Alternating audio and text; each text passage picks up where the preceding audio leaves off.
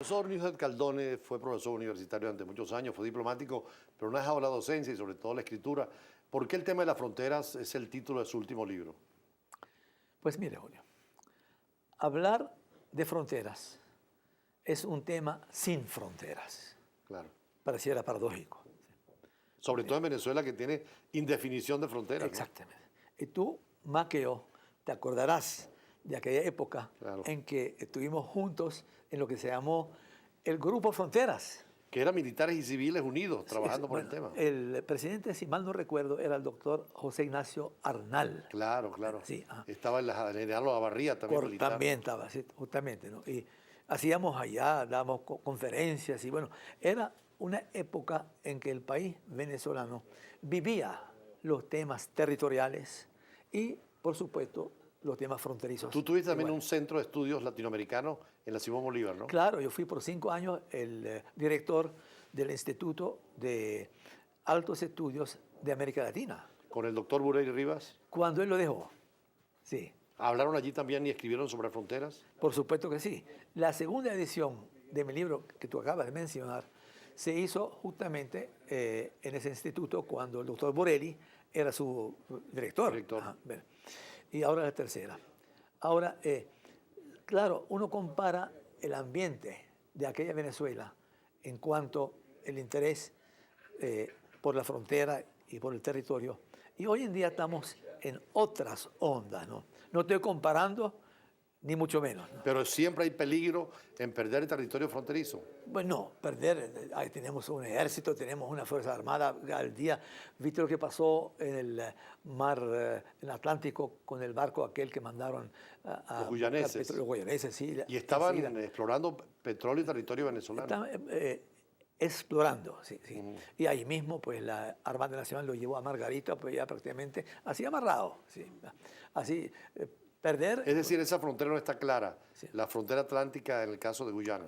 Bueno, no está claro, tampoco podrá hacerlo. ¿En qué sentido? Que tú no puedes con Guyana delimitar aguas, mares, hasta tanto no haya habido acuerdo sobre el punto en que la frontera terrestre, el límite terrestre, toca el mar.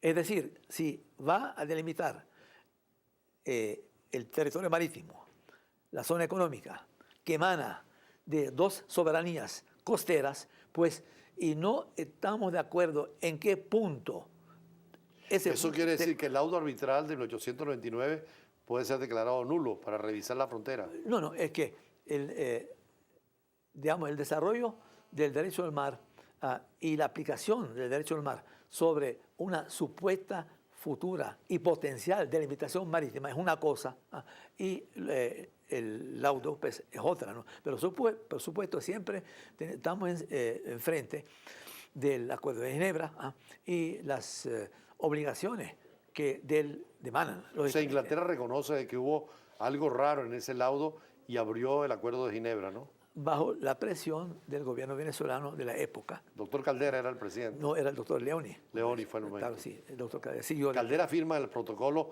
de Puerto España después sobre ese acuerdo. Claro, sí, como para Puerto España fue correcto con el doctor Caldera. Calvani lo firmó allá en Trinidad. Ahora, en tu libro, ¿sobre qué temas tocas allí? Bueno, toco la historia general mundial de la frontera. En todas partes. Su origen, digamos, sobre todo la diferencia entre frontera y límite, porque mucha gente confunden los dos términos, aun cuando haya una base por el uso continuo. El límite es más geográfico, ¿no? El límite no existe la frontera es humana. Corporalmente. El límite es un símbolo donde las soberanías se encuentran o se separan. Pero cuando a veces yo oigo que dicen, por ejemplo, la frontera entre el Hatillo y Baruta. Señores, por favor, la frontera entre Anzoátegui y Miranda. Allá lo que hay un límite, no hay una frontera. La frontera es más humana, es más comercial, es más dinámica. La frontera entre Zulia y Falcón, pues en tiempos pasados eran un solo estado. Claro, claro. Así que La frontera es un espacio de transición de una soberanía a otra, Claro. como también puede ser de una cultura a la Claro. otra.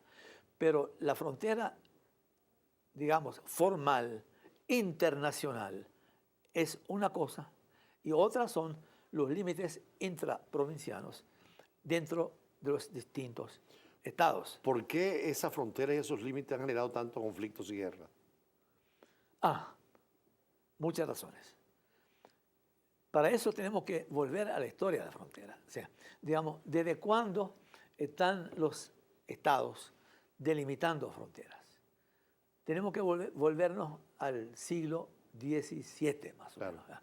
Y por cierto, un dato que te interesa mucho, ya que siempre estás con el tema del Oriente Medio y lo que está pasando ahí, ¿no?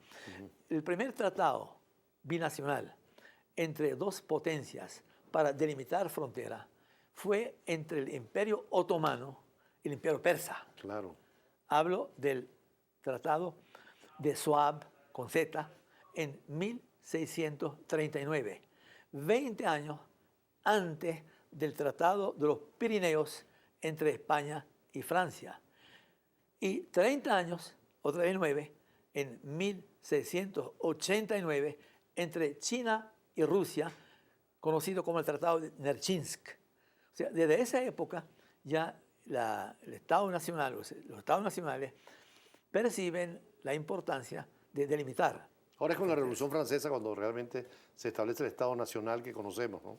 Bueno, digamos, tenemos que volvernos incluso al 1648, a los tratados de Westfalia. Claro. Sí, sí. La Revolución Francesa le aplicó lo que llaman los franceses el pré-carré, o sea, el redondear el país, porque Francia se presta para, entre Pirineos, Vizcaya, el mar, digamos, el Mediterráneo. Ya conservado esa figura. Exactamente. Y cuando el país es una isla, todavía se presta mejor para que sus contornos sean más visibles y más prácticos.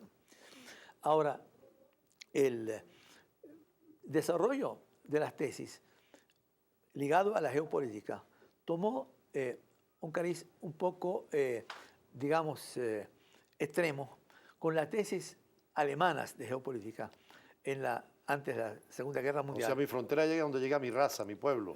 Sí, había que extenderla. Pues. No eran permanentes, sino Sí. posible cambiarla, como hizo Hitler.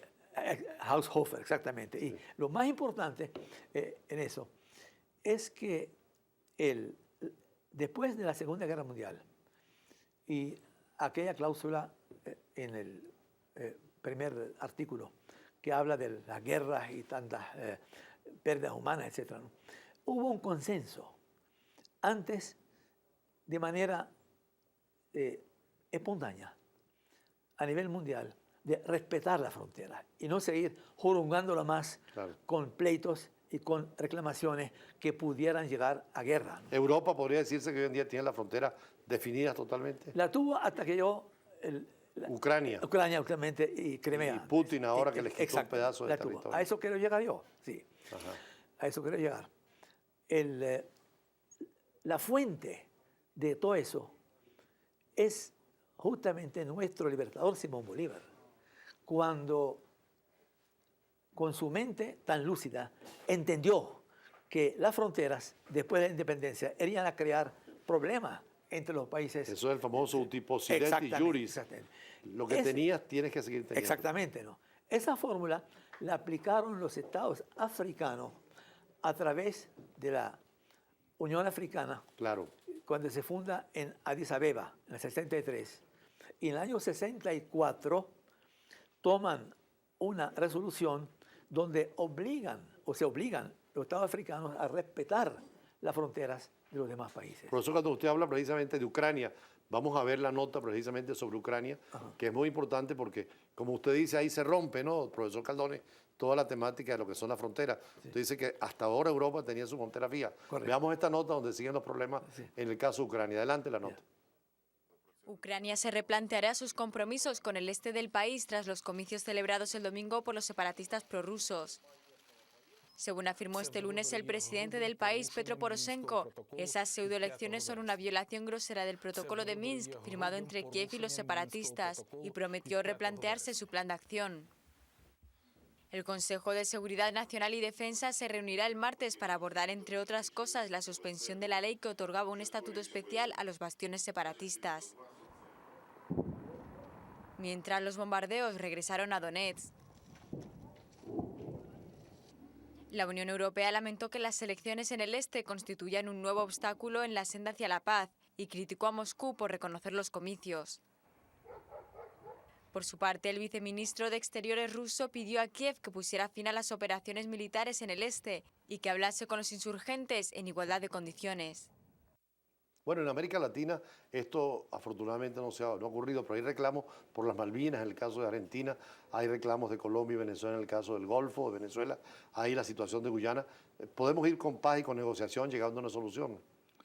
Todo esto ha comenzado por la vía de la negociación y la diplomacia, y así tendrá que terminar.